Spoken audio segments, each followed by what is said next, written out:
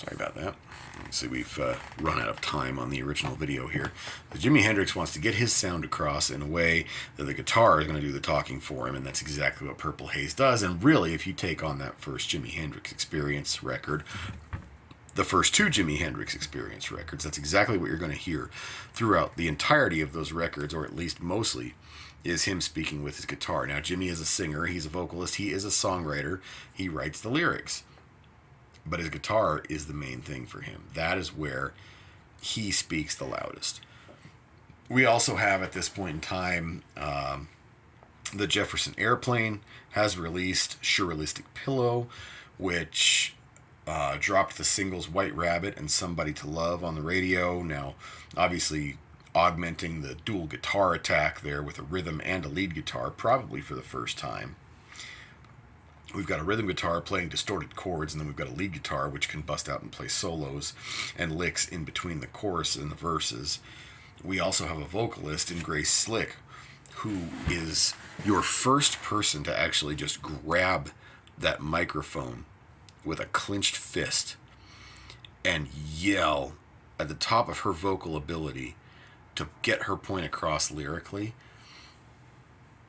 A lot of people will say that it's hippie music, and it's, again, the California, the flower power, the love scene, but that is some heavy, heavy stuff coming from the Jefferson Airplane early on. Then we move to 1968. Now, again, we've got another Jimi Hendrix Experience record that's come out here. We've got Voodoo Child that hits the radio, which, again, Jimi is a blues-based guitar player, but he's got the distortion cranked up as far as he can get it. And we've got another track that just has that metallic, piercing feel to it in Voodoo Child.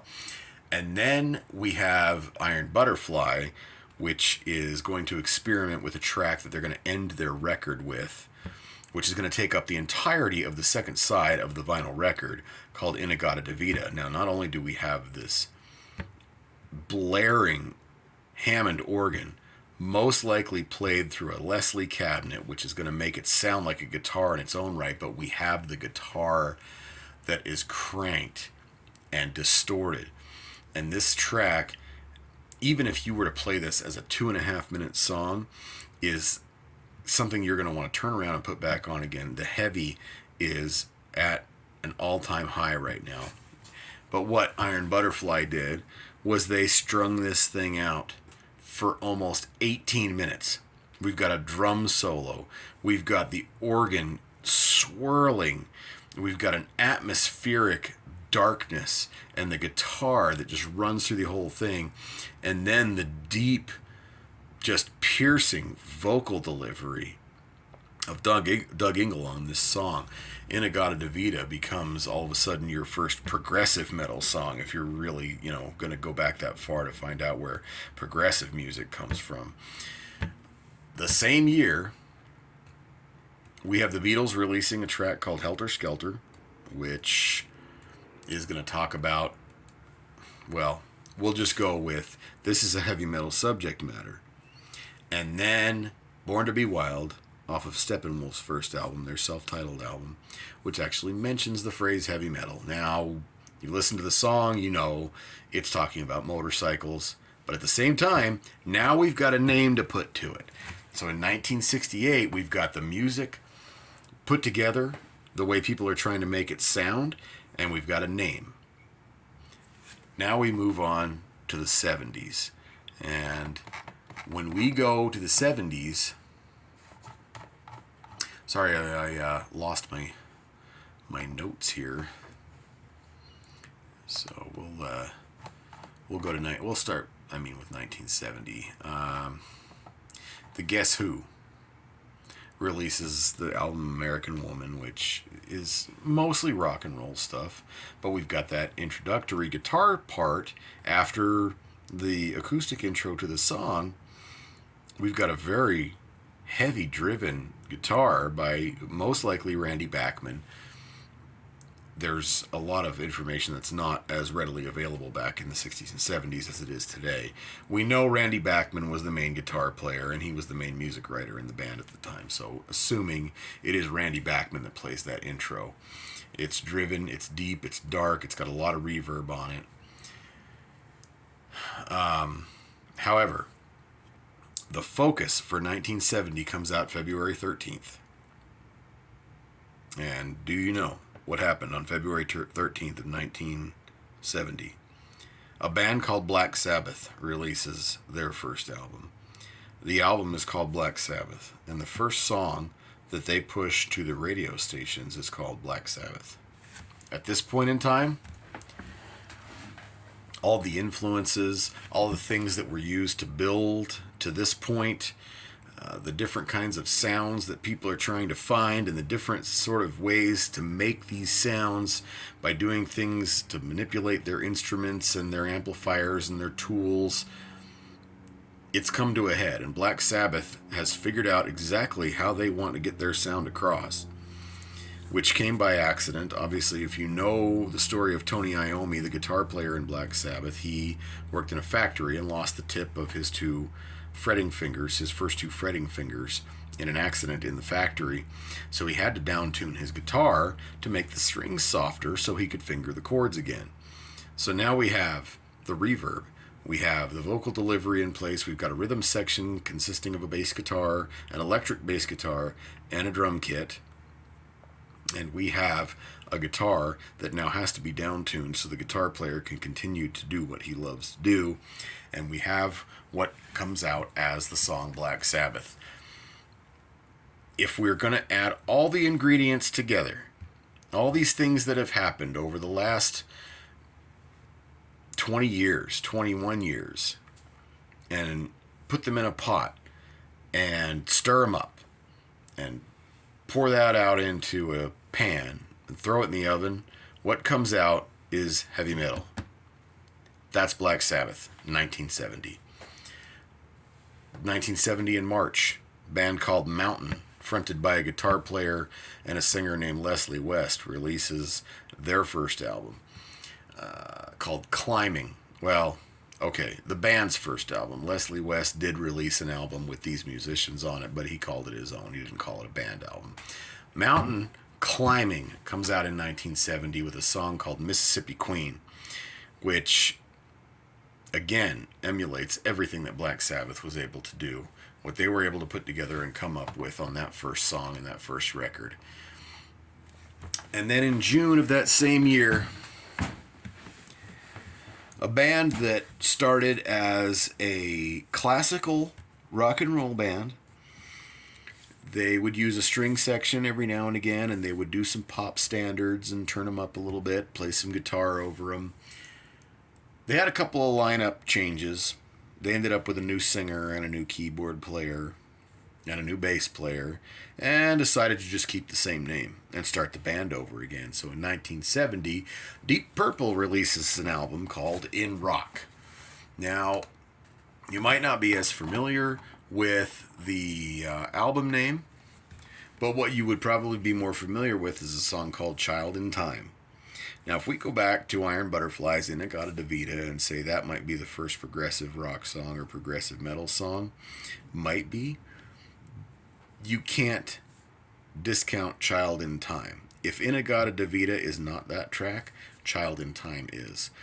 We've got a very mellow classical piece section to start the song off, and then we have the vocals that kick in, which at this point in the song are very controlled, well-trained. Ian Gillan, the lead singer at this point in time, just has just this immense control over his voice. And then we have the ebb and the flow of the song. This turns into one giant classical piece with the largest section being in the middle of the song. Anything, you can't consider it anything but metal. It gets loud, it gets heavy, it gets fast, it's frantic. Everybody is playing their instruments to the top of their abilities as loudly as they can. Child in Time all of a sudden thrusts Deep Purple onto the scene as well, in the same year that Black Sabbath released their first album. And there's some others that come out at this time. In the same month, Uriah Heep releases Very Humble, Very Heavy, which is very humble, very heavy, but in a British accent. They went ahead and spelled it that way. That had a song called Gypsy on it, which was your basic Black Sabbath and Child in Time shrunk down to a 4-minute track, which you can go ahead and just throw on any radio station. And go ahead and just get those guitars and those vocals and that thundering drum and bass rhythm section in front of everybody who turns on their radio at the time. A genius idea. Right as Black Sabbath in the same year is releasing their second album, and even before the big tracks come off of that album, we have Blue Cheer releasing their first album. Now, Blue Cheer is not going to get popular until a little bit later when they decide they're going to cover an old pop standard and just crank the reverb up as far as they can possibly get to on it. But Black Sabbath releases Paranoid. Title track from the album ends up being one of the biggest heavy metal songs ever, and probably the biggest and most influential heavy metal song ever. Iron Man comes from that album, and this is the birth of the guitar riff. This is what people that are playing metal music even today, this is how they learned, is by playing Iron Man or something that was born from Iron Man. That riff is what really brought the heavy metal to the forefront of the music industry at that time. Now, it wasn't a hit per se and didn't get radio play. You hear it on classic rock radio now, but at the time it was just a song on the album, and yet everybody in the world still knows it because of that riff. Steppenwolf went ahead and released another album later in that year. They had a track called Magic Carpet Ride, which sort of just took off from where Born to Be Wild was and ran with that. That kept them in everybody's conversation at the time.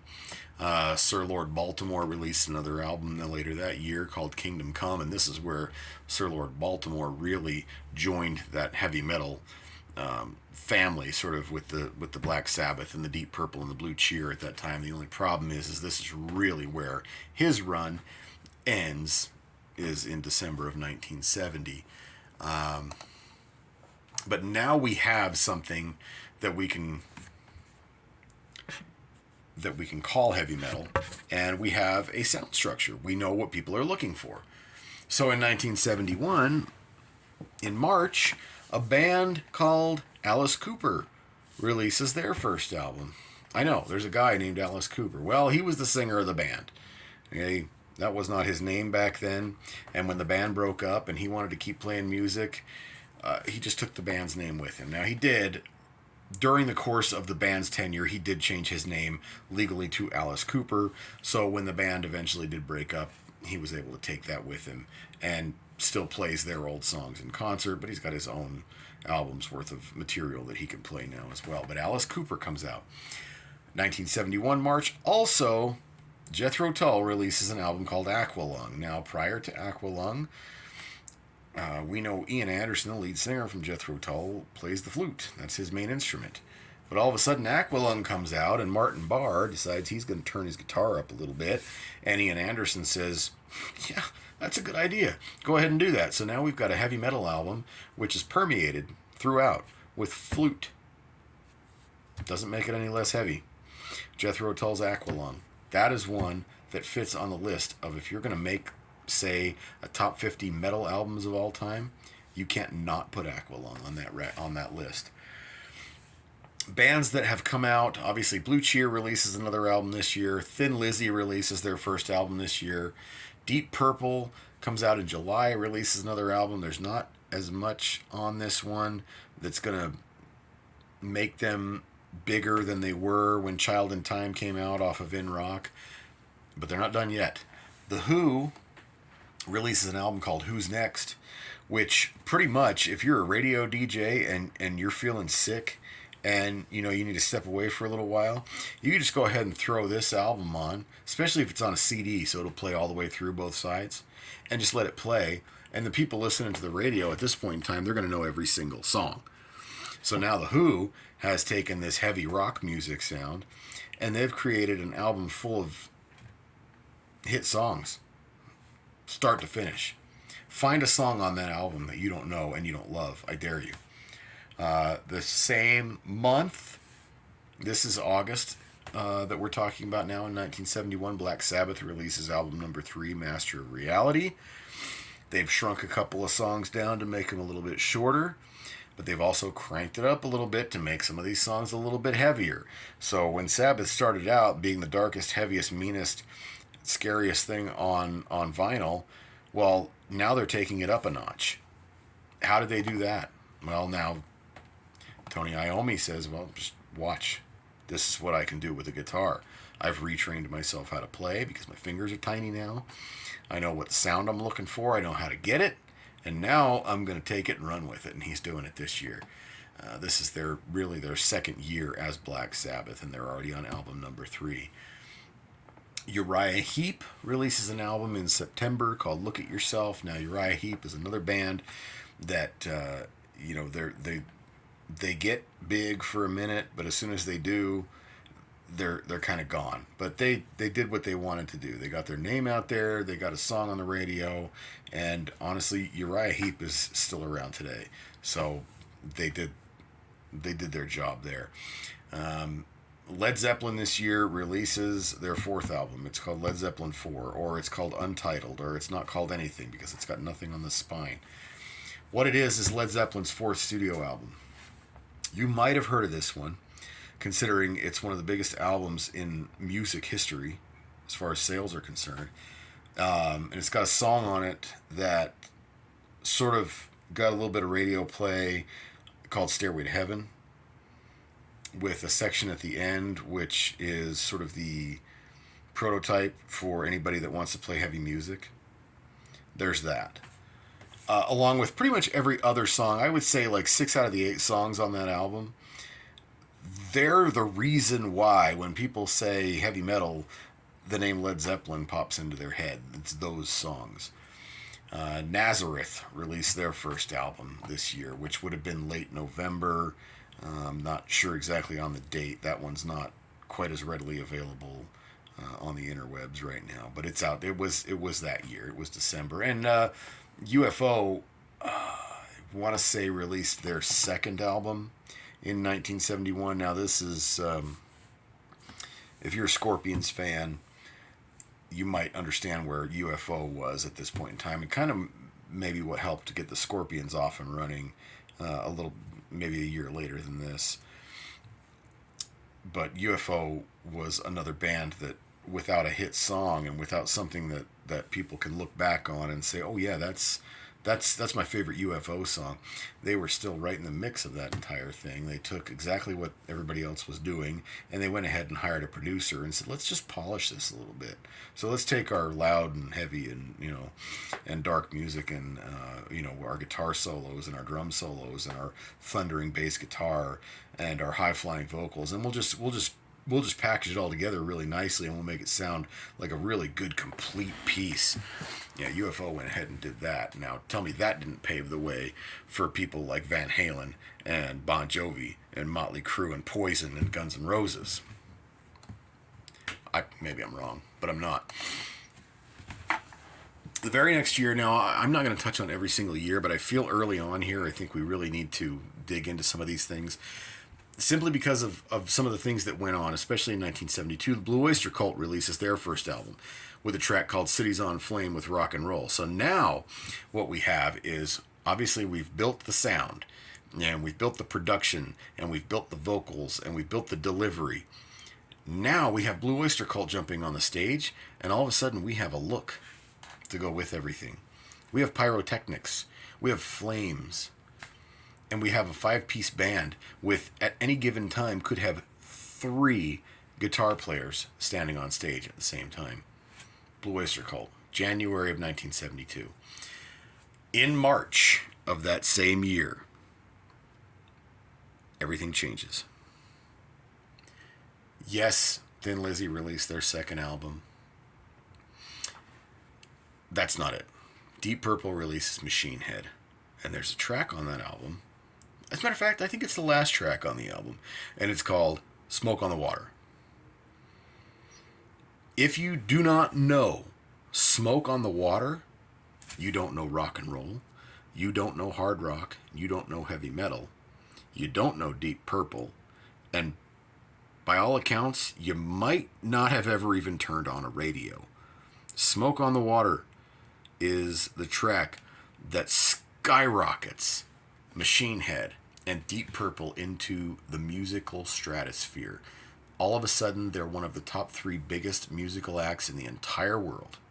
And they play heavy metal in 1972. Smoke on the Water. Thank you. Sure. Finally, as we've mentioned before, Uriah Heep, in May of this year, they released Demons and Wizards. And a track comes off that album called Easy Livin'. It's fast-paced. It's thumping. The rhythm section is just thumping. You can feel it. You can feel it in your chest. And the guitars are as overdriven as you can make them at that point in time without making them sound so fuzzy that you want to turn the radio off. Uriah Heep has now arrived. Alice Cooper, as a band still, in 1972 releases an album and a song off that album, which is the title track, which became kind of popular. It's called School's Out. Might know that one. Now, if I'm going to go today and talk to some guys from bands that consider themselves heavy metal, I'm going to say maybe let's talk about Corey Taylor from Slipknot, or we'll talk about Zachy Vengeance from Avenged Sevenfold, or James Hetfield from Metallica, Lars Ulrich from Metallica, maybe Dave Mustaine from Megadeth, or Kerry King from Slayer. If you say School's Out, they're going to say Alice Cooper, and they're going to say heavy metal. They know exactly what that song is. 1972 in June. Then in July. We're going to go past July. We're going to go past August. We're going to go into September. And a little band called Black Sabbath releases Volume 4, their 4th album. Now, I know you're hearing a trend in this, where I'm going to continue to mention Black Sabbath. Now, there's a pretty good reason for that. Okay, kings of heavy metal, the purveyors of heavy metal, the guys who started heavy metal, I don't know. You can't talk about heavy metal without talking about Black Sabbath. That's why every one of these albums keeps popping up on here. Volume 4 was more of the same from Master of Reality, except one big exception. Now, we've got the riffs. We've got the thundering bass guitar. We've got the drums. Oh, the drums. Bill Ward. We didn't talk about Bill Ward yet, but that guy is just amazing on the drums. What we have is Tony Iommi sitting in the studio and going to his buddy Geezer Butler on bass. Hey, you know what I've been working on is playing the piano. Really? Huh, okay. What do you have so far? I can probably write some lyrics for it. He plays a song called Changes on the piano, and all of a sudden we have the first power ballad. Not Home Sweet Home from Motley Crue in 1985. Not Fade to Black by Metallica from 1984. No. We have Volume 4. Black Sabbath plays Changes. There's your first power ballad right there. Now how much more heavy metal can this band get? Because that's exactly where power ballads came from. They also have a couple of songs on here called Wheels of Confusion, Tomorrow's Dream, Supernaut, Snowblind, an instrumental called Laguna Sunrise. Good luck finding anything more heavy metal than Black Sabbath at this point in time in 1972. Oh, and then just before the year ends, Deep Purple releases a live album called Made in Japan. Now, if we're talking live albums, it's hard to walk away from Alive by Kiss, because that was a band who had released a few albums worth of material that they thought was going to be what was going to springboard them into superstardom, and it wasn't working. Oh, but they were getting crowds at their shows, but nobody was buying the records. They still had not had a gold record, let alone a platinum record at this point in time, and their producer said, well, let's do this. Let's take a few extra trucks, and we're going to haul some recording equipment to every show on this tour. And we'll just record all of them, and we'll grab all the best parts, and we'll shove them together, and we'll put it together on a record, and we'll release that as an album. Alive by Kiss is the standard by which live albums are typically judged. Well, Made in Japan by Deep Purple, let me say this. I don't take anything away from Kiss. And Alive 2, and I even loved Alive 3 from the 90s. Those are amazing live records. Now, they doctored them. They made them sound better than they really did. But that's why you get what you get when you listen to those records. They're terrific. They're terrific to listen to. Made in Japan by Deep Purple with only 7 songs blows those out of the water. You could have put this down as a new studio album by Deep Purple and cut all the crowd noise out of it. People would have ate it up. They would have bought it en masse like they did as a live album. Made in Japan by Deep Purple, December of 1972. We'll move on a little bit here to 1973, and something important in the history of hard rock and heavy metal happens in 1973. Deep Purple releases Who Do We Think We Are in January, and it doesn't really do anything, unfortunately. It's the popular lineup, it's the guys that everybody wanted to hear and see, but nothing really happened with it. But just prior to that, only a week, a band from Boston releases their debut album. And they release a single off this album, which is a complete dud. It maybe worked its way up into the 70s on the Billboard chart. Nobody cared, nobody listened to it until these guys came back in 1976 and decided to re-release it as a single again. But in 1973, Aerosmith releases their first album, and the first track on